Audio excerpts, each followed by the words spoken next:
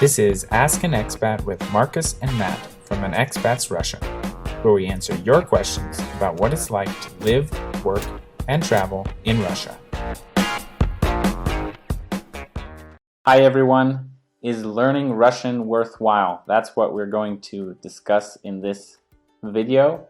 Matt, every time I told people I was learning Russian from the time I first started from 2005 until this day, I get questioned, why did you learn Russian?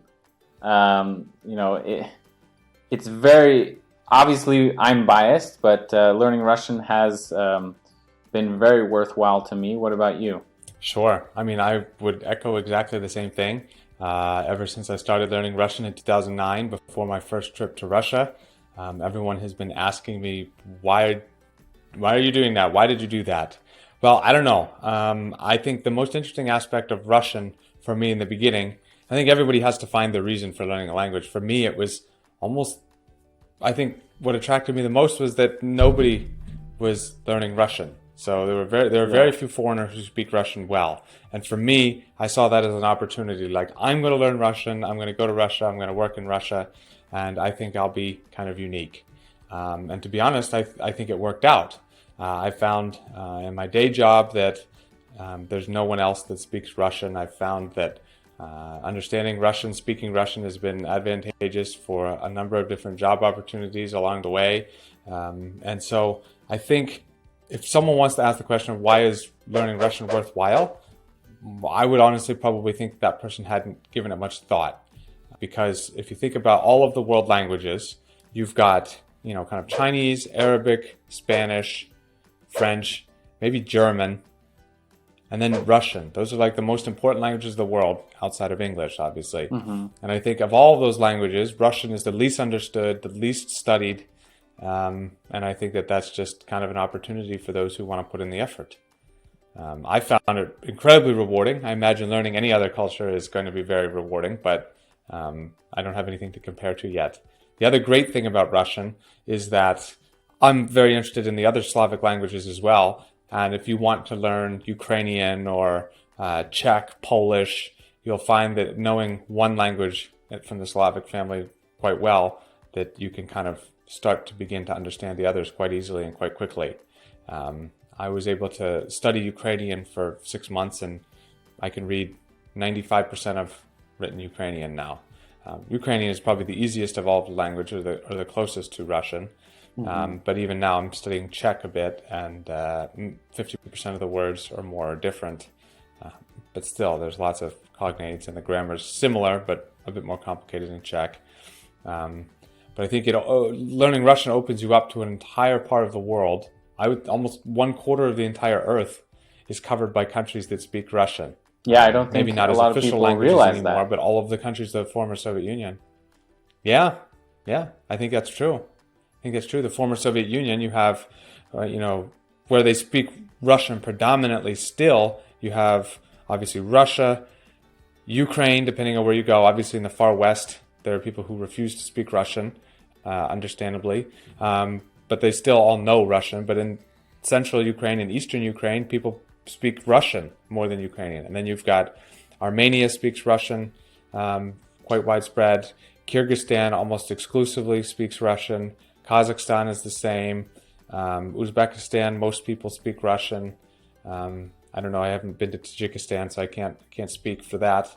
I imagine that the wealthier peoples probably speak Russian, or the educated population speaks Russian. But I don't know. There's lots of this world where going and speaking Russian will get you far and really able to understand the local culture. And all the Baltic countries, I was surprised when, going through Lithuania, Latvia, Estonia, I thought, okay, I'll just, if I need some help or if I need to ask for directions, I'll just use English. But I heard a lot of Russian, right, outside, and I was surprised. Yeah, that's true. I think for me, my experience when I go to Estonia or Latvia, those are the only two countries I've been to. I haven't been to Lithuania yet. But I didn't hear a lot of Russian on the streets. Of course, occasionally you hear it. But if you ask somebody a question in Russian, most people can respond. But at Right. least in Ukraine, for example, Kiev, you go to Kiev, literally everyone around you is speaking Russian, which is different than Tallinn or Riga, in my experience anyway. Yeah. Well, I would say, I don't know, general, like 50% in Estonia.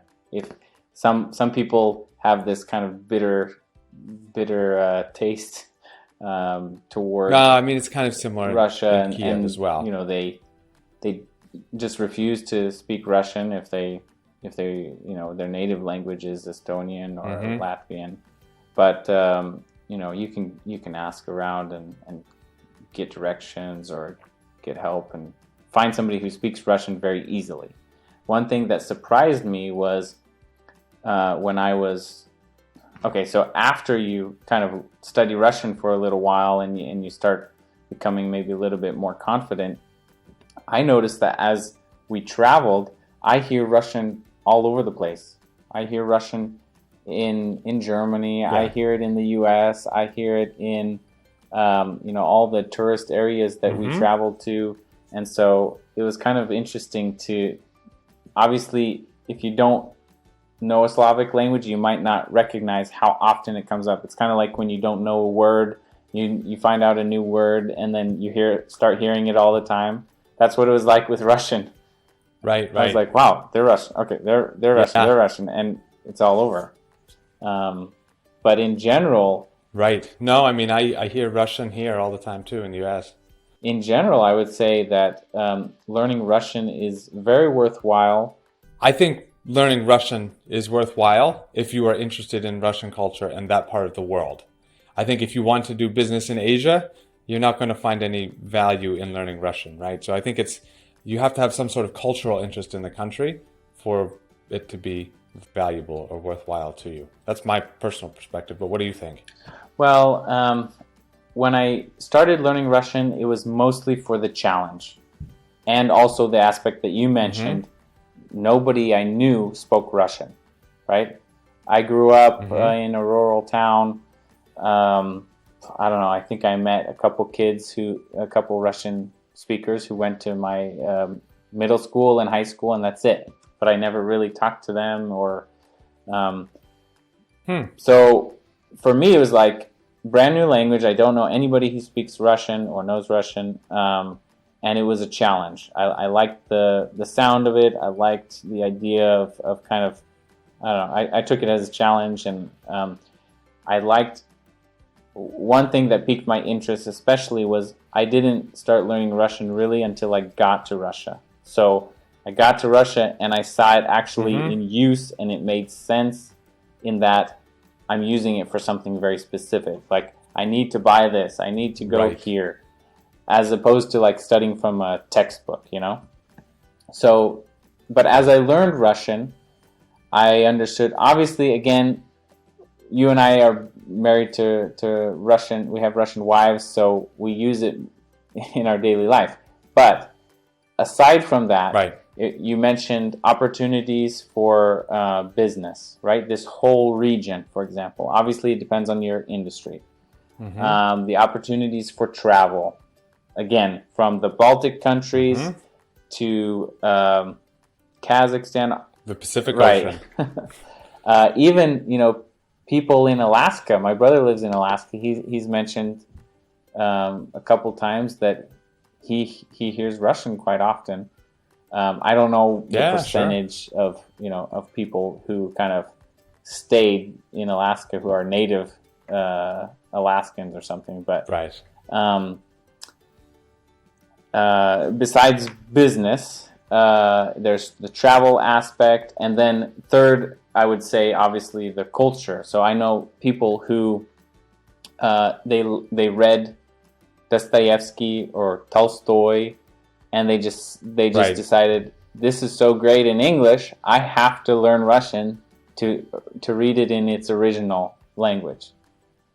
I don't know if this makes me uncultured, but I could not imagine that being my only motivation to learn Russian. That is a massive undertaking just to read one book, or even just Russian literature in general.